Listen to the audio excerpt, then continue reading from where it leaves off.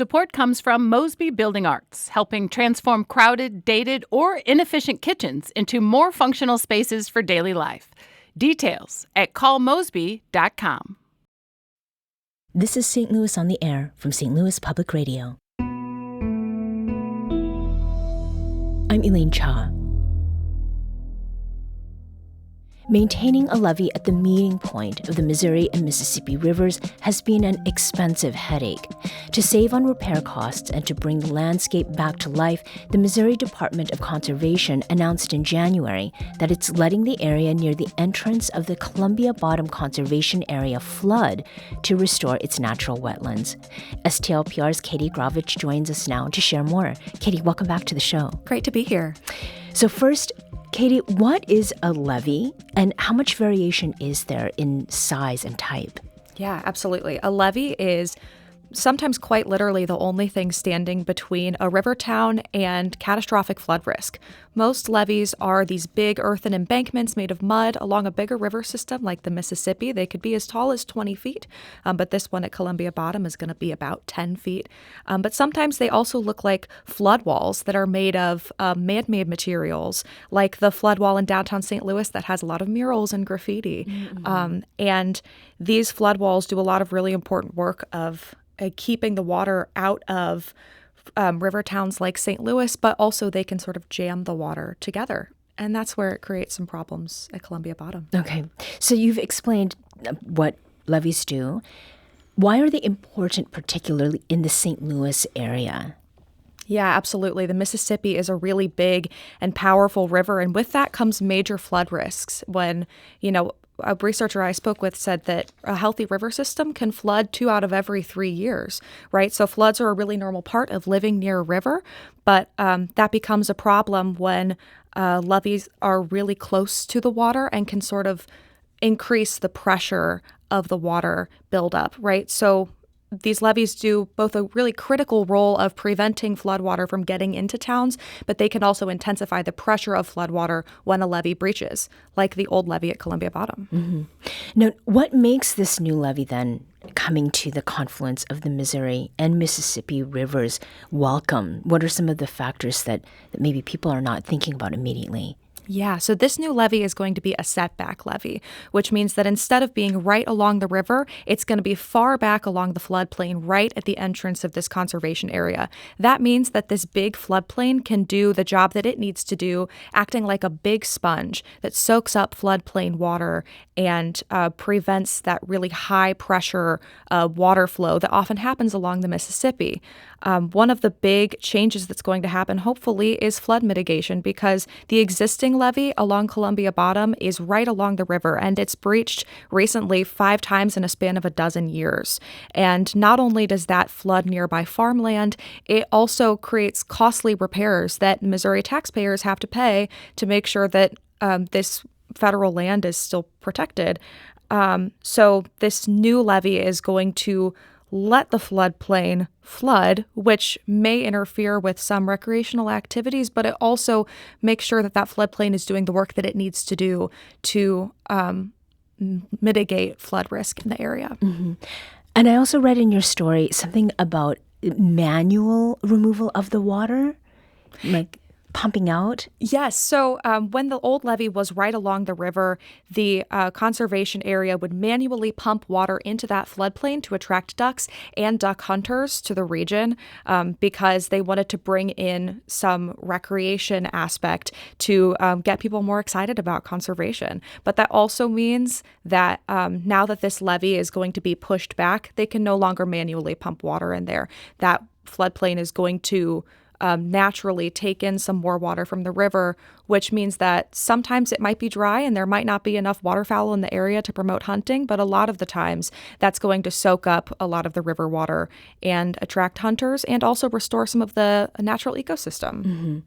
Now, this Columbia Bottom Conservation Area, this is in St. Louis County. We've talked about it on the show in the context of sunflowers, and this is the area that's going to be flooded right near the entrance of that.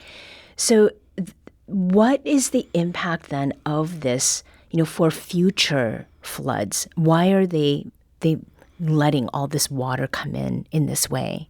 Yeah, absolutely. That is hopefully to prevent extra flooding in that region, but also there are opportunities for recreation that come with additional floodwater being in the area. Hunting is one of those things, but it also provides extra water for those sunflowers that attract waterfowl to the region. Originally, they had those sunflowers there so that they could attract waterfowl in addition to pumping in the water. And now this water that's coming in is going to make that ecosystem even more rich and biodiverse. And when people come in to see those sunflowers, to hunt, or even to kayak along the river, it can really increase public buy-in to these kinds of conservation activities. And why is that buy-in so important, especially now when we're looking at more extreme weather events and that sort of thing? Yeah, absolutely. Climate change is making these extreme floods more unpredictable and more common. And when there's recreation opportunities available at setback levees like the one at Columbia Bottom, people are more likely to recognize the impact of conservation efforts in their own lives. We don't necessarily feel a sense of gratitude every time we turn on the tap, even though maybe we should. But when we have these recreation opportunities, a researcher at UC Berkeley I spoke with, Irina Dronova, calls these nodes of exposure. And those are ways for people to really understand how conservation can create exciting opportunities in their own town, as well as providing some of these flood prevention benefits. Mm-hmm. On the note of freshwater supply, why is that something to be cognizant of? Absolutely. Some levees, like the old one at Columbia Bottom, create high pressure systems where the floodwater that would normally drain into the floodplain goes straight to the ocean. And when we have in urban areas a lot of concrete and other man-made structures, that also increases the speed with which our freshwater goes straight to the ocean. And that freshwater is usually associated, like I said, with the stuff that comes out of the tap, but it's also really important for manufacturing and growing crops. And so plains like this absorb that floodwater like a sponge and keep it from going to the river as quickly. That freshwater supply is threatened globally, and the proliferation of setback levees like this one will help to preserve that freshwater supply in the long term. Mm-hmm. And in our last minute, you've been working on this feature for a little while. Why are you so interested in this topic? I actually grew up along a levee along the Mississippi River in the Metro East, so levees have always been a part of my life. I also grew up in a community that was impacted by the Great Flood of 1993 that wiped out a town near mine, Valmeyer, Illinois, and destroyed a lot of people's homes.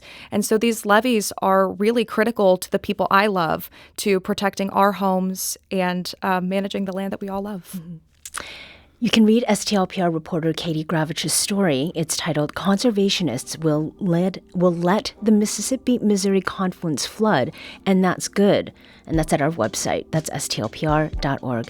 Katie, thank you so much for talking with us today. Thank you, Elaine.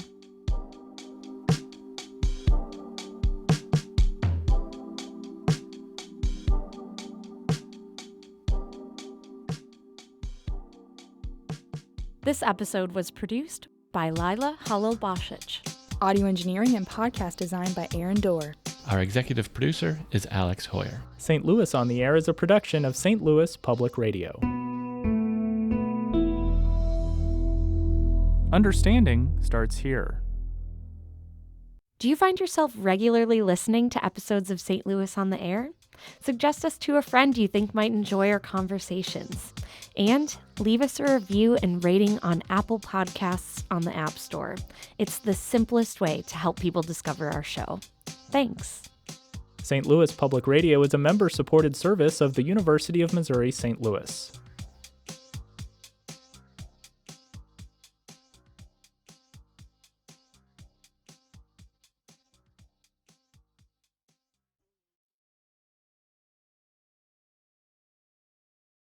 Hi, I'm Laura Hamden, and my colleague Jessica Rogan and I are your daily hosts of the Gateway newsletter.